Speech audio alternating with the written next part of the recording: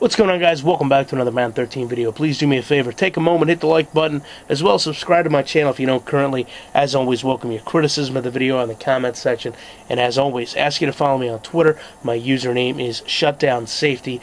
Last video talked about reverse AI, comeback AI, whatever you want to call it. I know some people choose to not believe in it, so I only felt it fitting my next video I talk about scripted gameplay, another mythical Madden creature, if you will. So I'm going to play this at speed, then I'm going to go back and just focus on one key aspect of the play, really to me that signifies the scripting of the play, and then we're going to go back and look at some of the blocking that occurs to allow this to happen. So I want to go and remove the box here. Just want you to take notice of Doug Martin catching the screen pass, and I want you to notice that Tom Zbikowski extends to make this tackle, and you really get the feeling from this perspective as Rasheem Mathis comes in to aid in it, that if this animation had started just 1 yard earlier, that this would be a situation where Doug Martin is down at the 1 instead of in the end zone for a touchdown. So just taking one more look at that from the opposite side, you can see Zbikowski kind of tackles him. It starts to stop Martin's progress. Mathis comes in, helps aid in the tackle, and then they all three fall to the ground.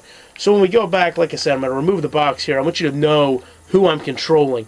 I have no problems with this tackle of Sheldon Brown being avoided first and foremost.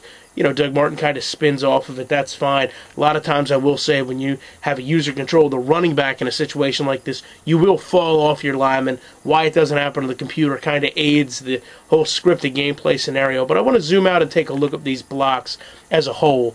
And then, you know what, I actually will leave the box up. That way you can see I'm not controlling these people. So the first person I want to talk about here is going to be number 75, Joseph, and his initial block on top of Zbikowski. I want you to notice that Zbikowski basically just runs dead into him and stops. I find that very unrealistic. He really doesn't fight for any yards, just kind of runs into the guy and stands there like, okay, I'm done. The next player I want to talk about is going to be number 77, Nix, and his block of Vonta Davis and Patrick Anger. I'll zoom in a little bit to show this to you. And another situation where Davis basically just runs directly into him, and then you're going to see Pat Anger run directly into them.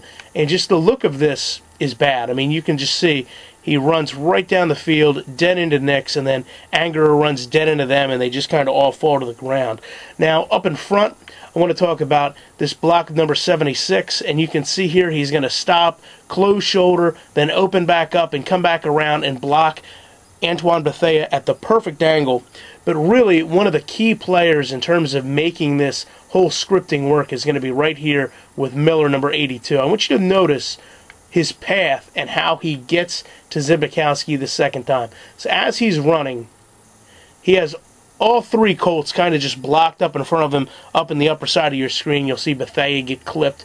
But when Miller comes back around, as Joseph releases Zbikowski's block, I want you to notice that he just subtly grazes Zbikowski and makes him kind of just hold for 1 or 2 seconds. And to me, this is the game buying time to get Zbikowski in position to miss that tackle and create the touchdown. Now, the reason I say that is because if 82 Miller is going to go ultimately block Gerard Powers right here, why is he cutting across Zbikowski to do so? It makes no sense to me. Why wouldn't he just turn back around when he had all that open field and the aiding of Jackson and Williams to continue the block? Why was he running out and cutting Zbikowski off, ultimately to come back around and just block Powers anyway? So again, when we look at this play pan out, after you've seen that second or two instance that prevents this tackle from being made earlier, to me, it really does lend itself to being a scripted gameplay result. Obviously, you could tell from the blocking scenarios, my team lost all football fundamentals or running dead into blockers. You've got situations where one blocker is capable of taking out two players just because they're both running into him. So, in terms of getting this fixed, I don't know if you can get this fixed, because clearly this is how Madden operates as a game.